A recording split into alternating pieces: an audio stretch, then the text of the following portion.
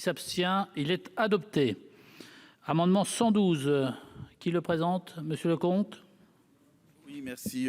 Cet amendement, en fait, nous pourrions dire que c'est la mise en place d'un financement pour mettre en œuvre l'article 19 de la proposition de loi relative aux Français établis hors de France, déposée par Bruno Retailleau, et visant à mettre en œuvre des bourses pour les enfants à besoins particuliers dans le réseau scolaire français à l'étranger. Madame de Romédy était le rapporteur de ce texte.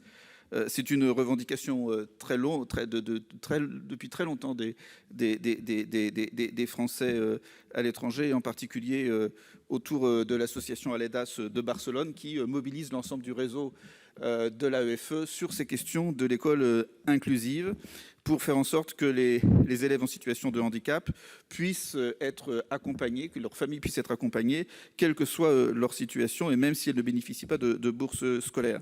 Répondre à ce besoin, c'était l'objet de cet article 19 de cette proposition de loi, et c'est aussi une mission de l'Agence pour l'enseignement français à l'étranger qu'elle ne peut pas aujourd'hui, faute de moyens,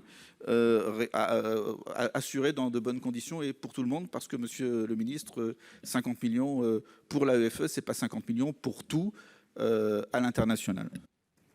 Merci. Monsieur le rapporteur? Oui. Je rappelle qu'il y a également notre collègue Jérôme Bascher qui était rapporteur de cette PL, Français de l'étranger. Bon, là, je ne vois pas beaucoup le lien avec la relance. La question de la scolarisation des élèves handicapés est sans doute une vraie question, mais encore une fois, il n'y a pas d'impact particulier en ce moment, me semble-t-il, lié au sujet, malheureusement, de la crise sanitaire. Donc c'est une demande de retrait pour cette raison. Merci. Il est maintenu? Il est maintenu. Pardon, monsieur le ministre. Même avis?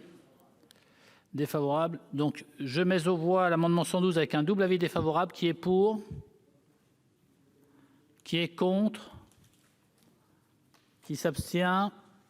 Il n'est pas adopté.